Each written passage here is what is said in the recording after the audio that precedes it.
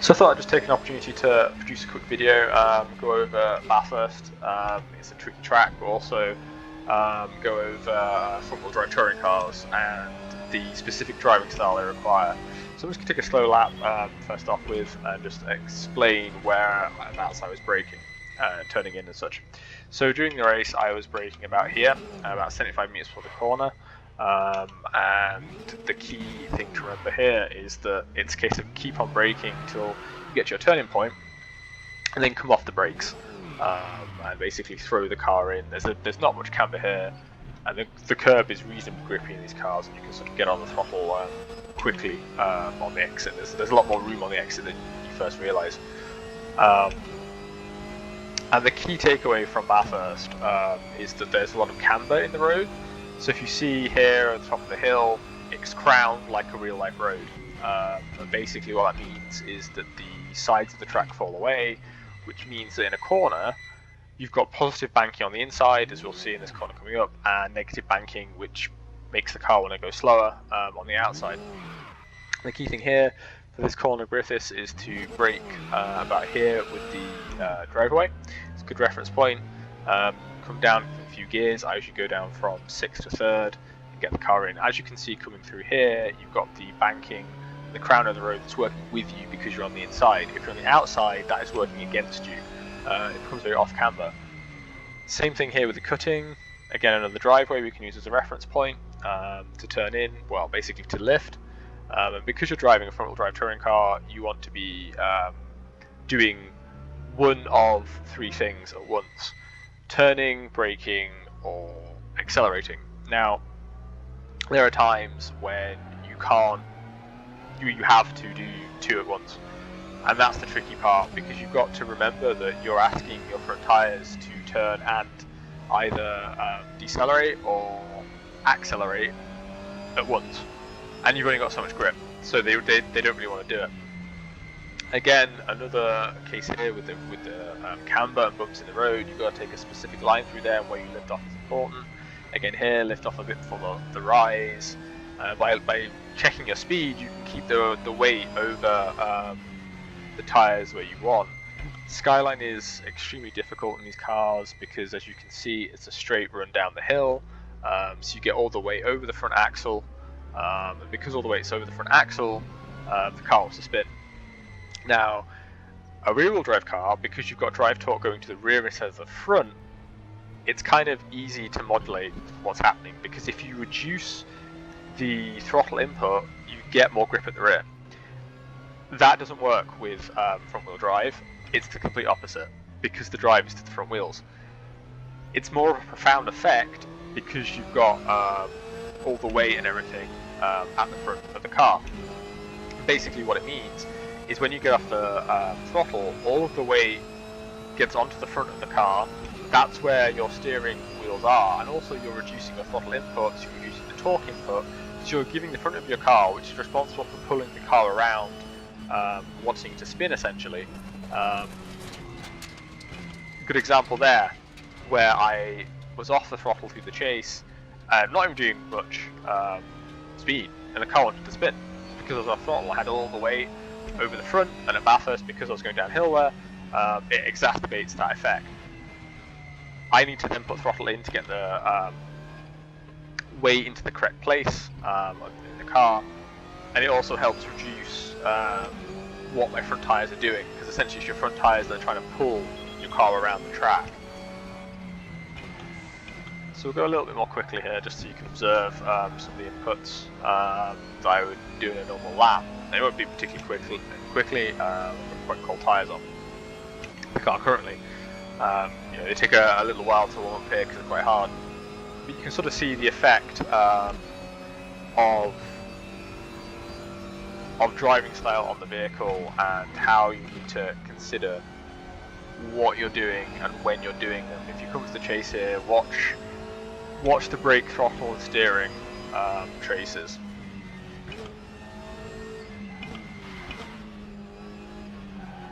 And sometimes, yeah, you can see where I had to get back into the throttle. It helps the car stabilise. Basically, you stabilise the car with the throttle. Again, I'm at the throttle, it's a spin, back in the throttle, it's fine. And Bathurst, because of the topography of it, it makes everything worse. It exacerbates all the bad things of a front-wheel drive touring car, all of the bad quirks that it has. It means that you really got to pay attention to what you're doing and think about what you're doing, and drive it how it wants to be driven. This is not a case of bullying it. I mean, you could never bully a racing car and get a lap time out of it. We joke around saying that we do. You grab it by the scruff of the neck or whatever. That basically just means you're going closer to the limit. You're not going to get lap time by going over the limit. As I then just demonstrate the jutting out bit of the barrier at Forest Elbow. You're never going to get lap time by going over the limit. And the difference between a good driver, and a great driver, as was told to me by somebody who knows a fair amount about professional drivers, is a super quick driver is one that can hold it on the limit.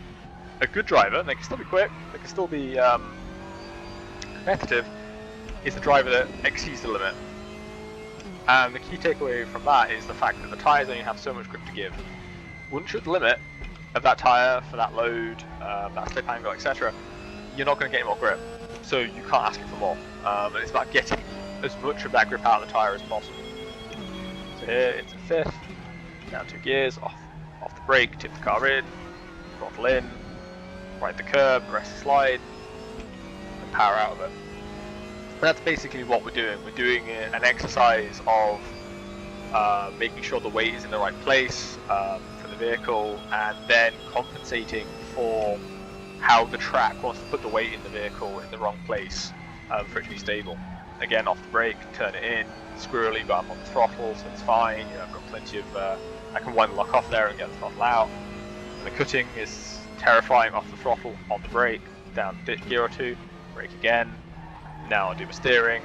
Now, once I've got the camber, I can get into the throttle early and power out the corner and get all that the speed going up the hill.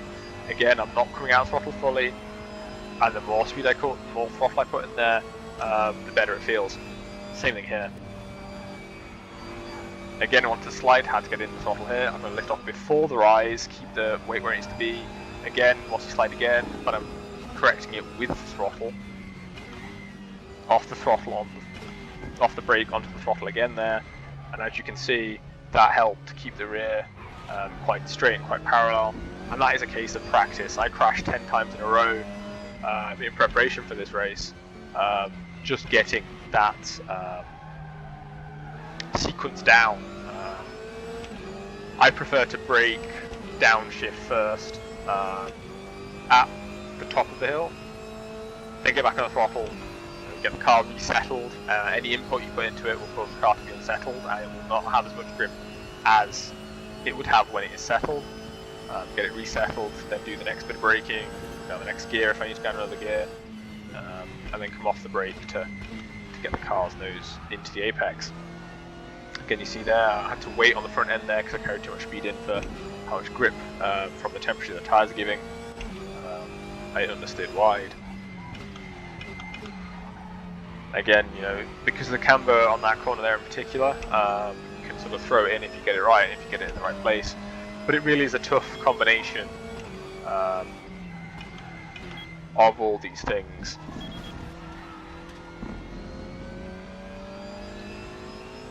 In order to drive lap time from a front-wheel drive touring car.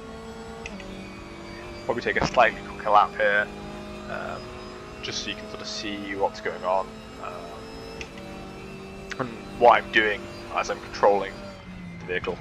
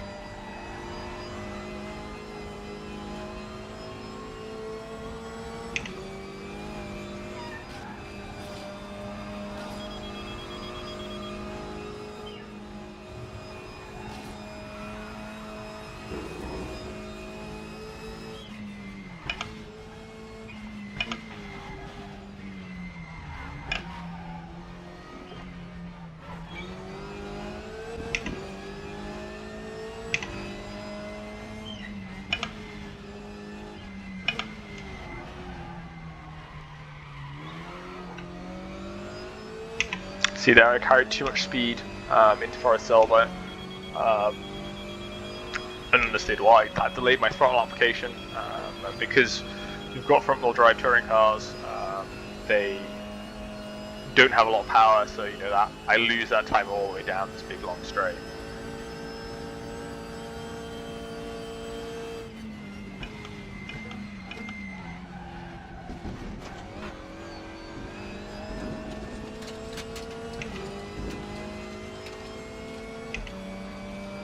Alright, let's give it a bit more beans.